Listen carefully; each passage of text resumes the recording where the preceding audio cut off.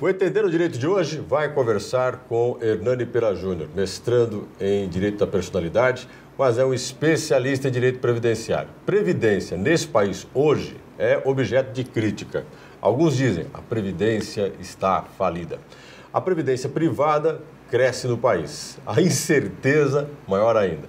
Uma grande parte dos jovens que estão nos vendo, talvez nunca vão se aposentar. É um país onde trabalhar cada vez mais vai durar mais tempo na vida das pessoas. Mas como entender o papel da Previdência na vida do cidadão? Como entender os direitos previdenciários? Eu daqui a pouquinho converso com o Hernani Pera Júnior sobre esse tema no Entender o Direito. Daqui a pouquinho a gente volta.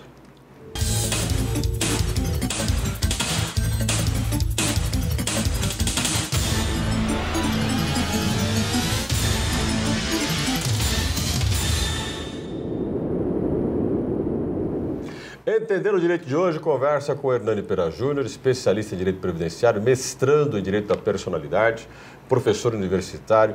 Doutor Hernani, bem-vindo ao Entendendo Direito. Obrigado, Gilson. Obrigado pelo convite.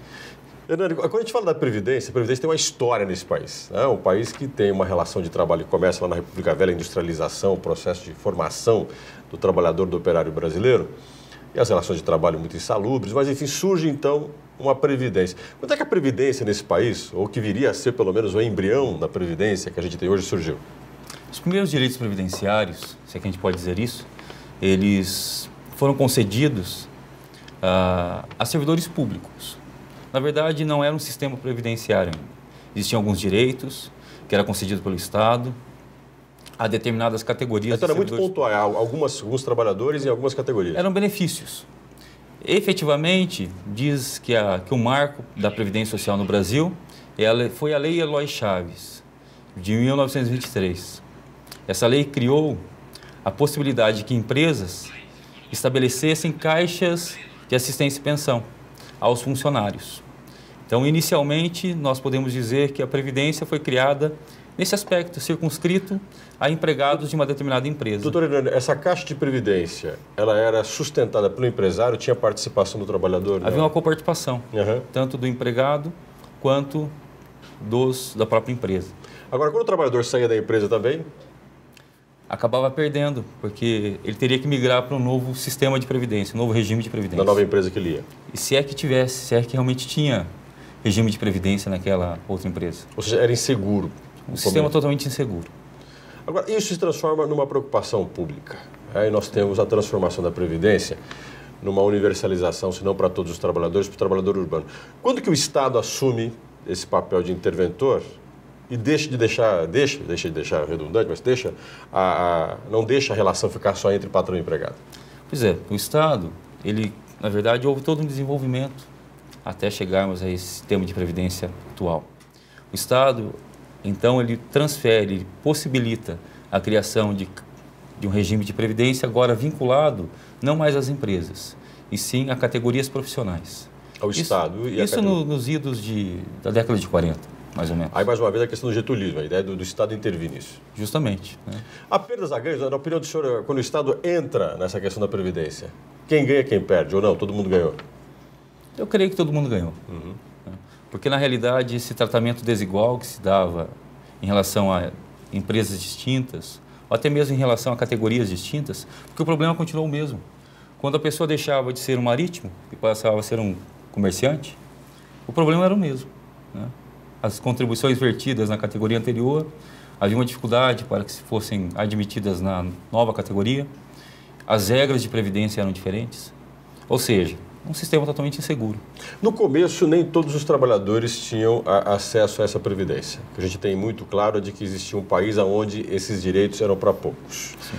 Eles cresceram ao longo do tempo e o Estado passou a ter mais influência sobre a vida dos brasileiros. Né?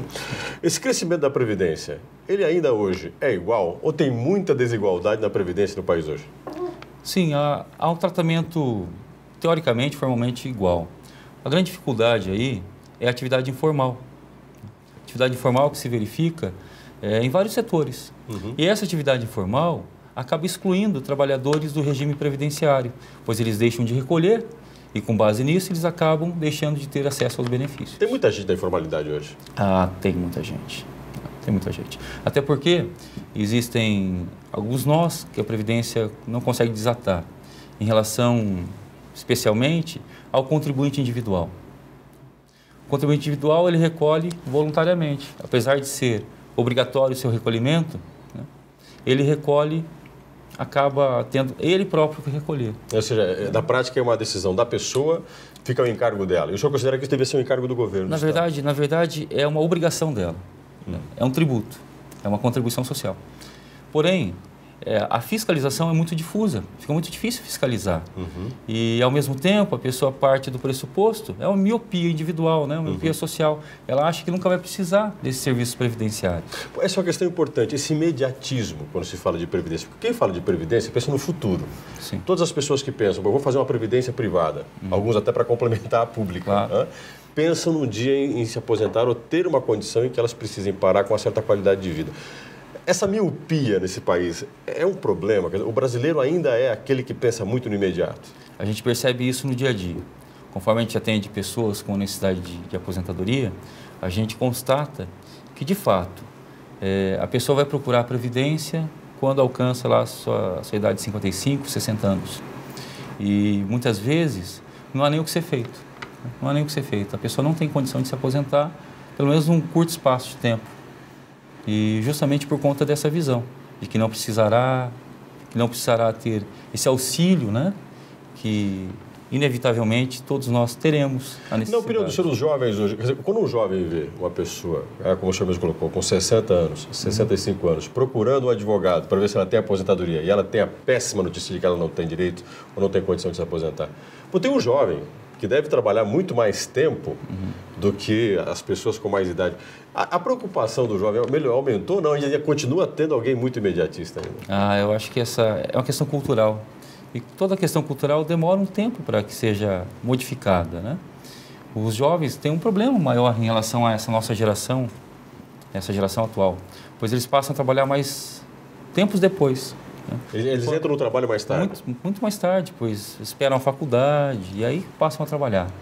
E, evidentemente, quando houver a necessidade de se aposentar, talvez eles não tenham cumprido os requisitos exigidos para a aposentadoria. E aí talvez eles vão ter que trabalhar mais tempo e ter menos garantias. É bem provável, é bem provável. Estou conversando com o Hernani Pera Júnior.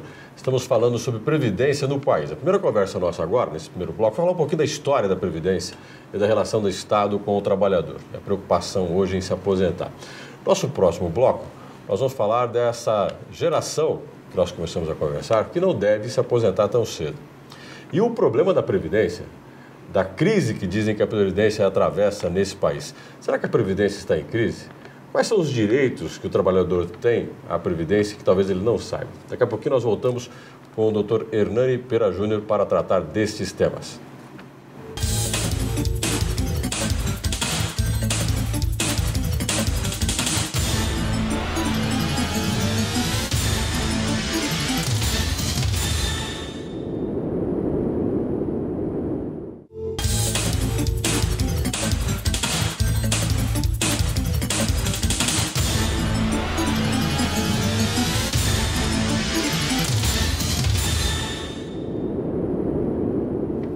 Entender o Direito de hoje está conversando sobre Previdência com o especialista no tema, Hernani Pera Júnior, que também é mestrando em Direito da Personalidade. Doutor Hernani, vamos continuar um pouquinho nossa conversa sobre aquele discurso que diz assim: a Previdência no Brasil está falida. Cada vez mais pessoas se aposentam, a Previdência gasta mais com os aposentados e cada vez menos pessoas contribuem. Está falida mesmo a Previdência, doutor? Esse é um discurso bem interessante ao governo. Nós temos que entender que o financiamento da Previdência se dá através de contribuições sociais, além do aporte da própria União quando falta recursos. Esse sistema de financiamento da Previdência, que se dá através de contribuições sociais, essas contribuições se dirigem ao financiamento não só da Previdência, mas da Seguridade Social. Então, o que seria essa Seguridade Social? Você tem a Previdência e depois a aposentadoria, né? A contribuição social, ela se dirige à Seguridade, que é composta pela saúde, pela assistência social e pela Previdência. Então, é o braço do Estado na esfera social para cuidar das questões relacionadas à saúde da população, à amparar aquele que não tem condições de prover a própria subsistência, que é a assistência que atua nesse sentido, e também as questões que envolvem a relação do segurado com a previdência social. Direito à aposentadoria, direito a benefícios por incapacidade, assim por diante. Então, quando fala que a previdência está falida, é importante vislumbrar que essa afirmação acaba envolvendo a própria falência do Estado, pois um Estado em que não tenha condições para prover a saúde ou até mesmo a assistência da sua população é um Estado falido. É aí que surge o Estado filantrópico, aquela ideia de que... Eu estava vendo esses dias na televisão, eu fiquei horrorizado. Eu fiquei horrorizado, mas talvez uma grande parte dos brasileiros nem tenham ficado e alguns tenham achado, inclusive, bonito. Pessoas num bairro estavam juntando dinheiro através de uma vaquinha, fazendo uma venda de rifa, para poder arrecadar dinheiro para a assistência do bairro, para resolver problemas do bairro. Aí eu fiquei pensando, pô, isso é papel do Estado.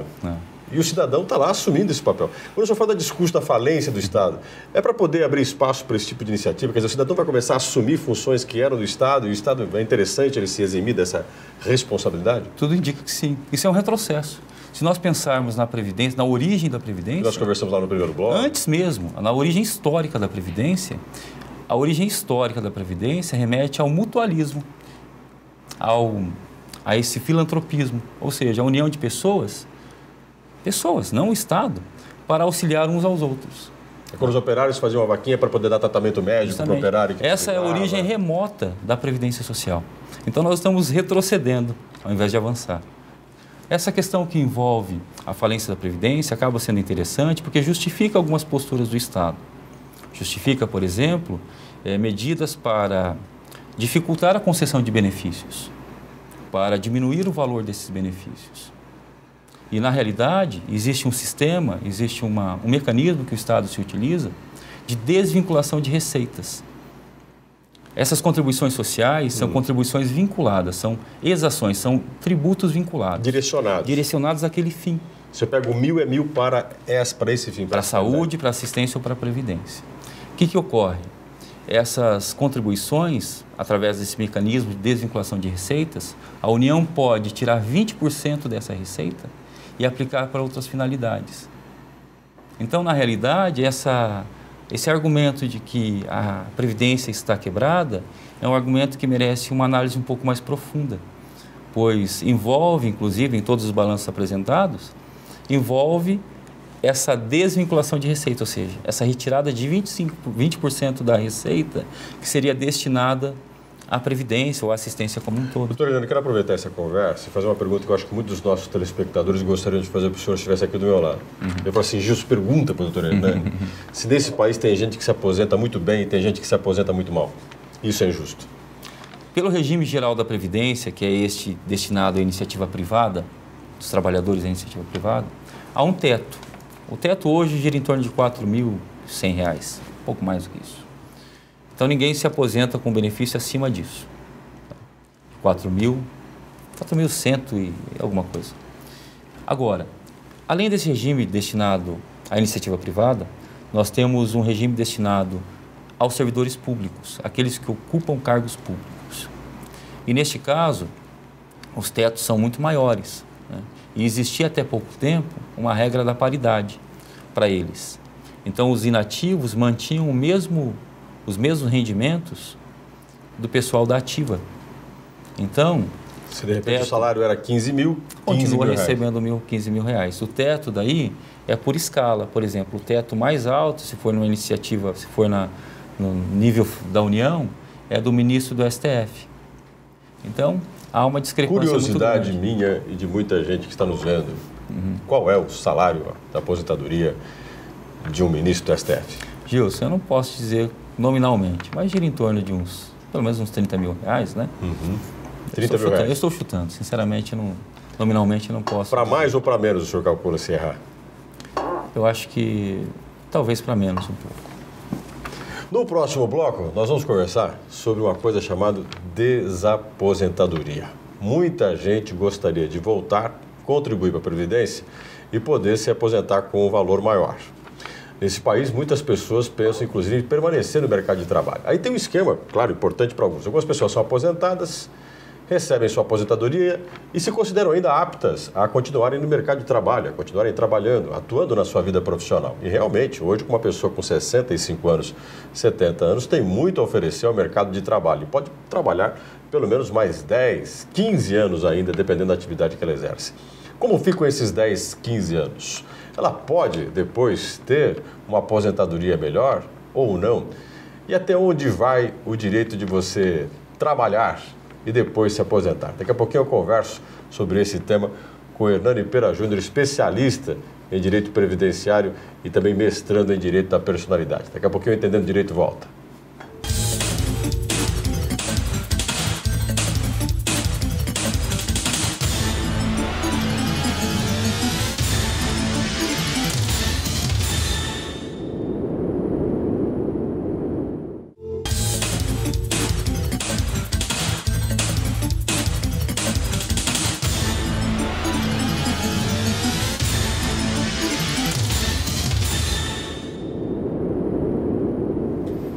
Entendendo Direito, no seu último bloco de hoje, conversando com o Hernani Pera Júnior, que é especialista em Direito Previdenciário, mestrando em Direito da Personalidade. Estamos conversando sobre a aposentadoria, sobre a previdência nesse país.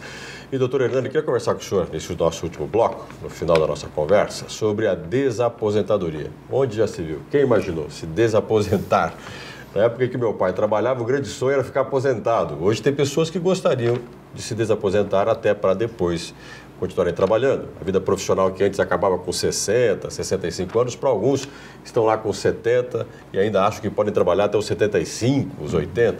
Como é que a gente faz para se desaposentar? É um bom negócio se desaposentar? Na realidade, Gilson, essa é uma discussão que ganhou força nos últimos 5 anos. E a ideia é a seguinte: a pessoa já se aposentou e, mesmo aposentada, ela continuou trabalhando. E se continuou trabalhando, certamente continua recolhendo. E a ideia é que aquela aposentadoria antiga seja desfeita, seja cancelada e que seja concedido um novo benefício, com base nas contribuições vertidas após a jubilação, após a aposentadoria. E aquilo que tudo que ele pagou de aposentadoria, continuará recebendo? Vai ser aquele acúmulo que vai contar no final o salário dele aposentado, o valor? Sim, daí será feito o cálculo, porque no regime geral, o cálculo do benefício é feito com uma média dos 80% maiores salários do plano real para cá, de julho de 94 para cá. Uhum. Então, se a pessoa recolheu mais e ficou mais velha, é certo que ela terá um valor maior, provavelmente maior, porque o fator previdenciário que é aplicado ao benefício de aposentadoria por tempo de contribuição acaba sendo menos prejudicial, pois a pessoa já está mais velha, a pessoa já recolheu mais, teve um tempo maior de contribuição. Tem aquela história, doutor Hernani, que no passado, vamos pensar com a pessoa que estava lá com 60 anos e ia se aposentar, ele ia viver no máximo, bem vivido, se tudo desse certo, ou tivesse boa saúde, 67 anos, 70 anos. Então ela viver mais 10 anos, ou talvez até menos que isso, 5 anos, recebendo a aposentadoria. Hoje já não é bem assim? Não. A expectativa de vida hoje gira em torno de 72, 73 anos. E é evidente, é bem provável que essa expectativa aumente muito. Além disso, a qualidade de vida tem sido cada vez mais melhorada a ponto de fazer com que a pessoa permaneça no mercado de trabalho por mais tempo. Então as pessoas hoje deveriam pensar mais nisso, de que elas não vão viver mais e às vezes se aposentar mais cedo pode ser um mau negócio. Pois é, o grande problema é o sistema hoje, Gilson.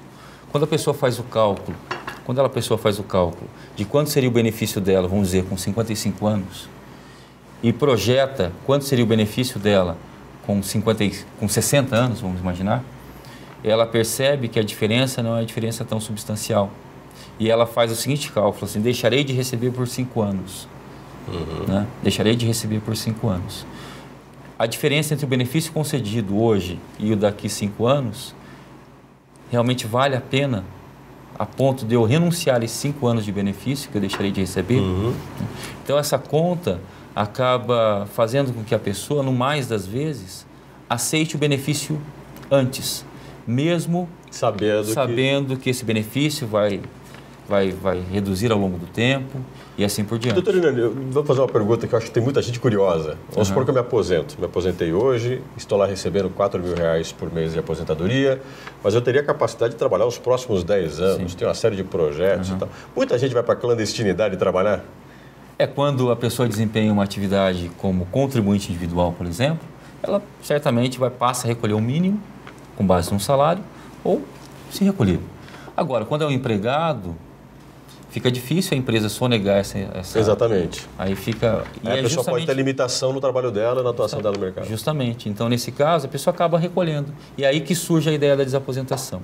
A grande discussão que envolve a desaposentação não é o direito em si em desfazer a aposentadoria antiga para obter uma nova, mas sim a questão que envolve a devolução desses valores que ela recebeu durante esse intervalo. Ou seja, como é que isso vai ser... Na verdade, o que o INSS sustenta em algumas decisões judiciais é justamente isso. Já que ela se aposentou e ela quer desfazer aquela aposentadoria, ela que abra mão então daquilo que ela recebeu, devolva aquilo que recebeu, para que então obtenha uma nova. Então nós estamos diante de uma situação complicada. Ao mesmo tempo que a pessoa tem que olhar para os benefícios que ela vai ter, aposentada ou não, você tem um cálculo não muito justo na hora de fazer o processo de aposentadoria para quem quiser ficar trabalhando. Justamente. O fator previdenciário ele é extremamente prejudicial nesse aspecto. Além de reduzir muito o valor do benefício, em razão da idade da pessoa, em razão do tempo de contribuição, ele não permite que a pessoa faça um planejamento a um médio prazo, por exemplo, para que tenha um benefício mais interessante. Então as pessoas hoje elas estão trabalhando ainda em cima dessa relação de imediatismo. Sim, sim. Doutor, uma última questão para a gente poder fechar a nossa conversa em relação à nossa discussão é sobre a aposentadoria no Brasil hoje. O senhor calcula que ela vai mudar, nós vamos ter mudanças, a previdência privada deve crescer?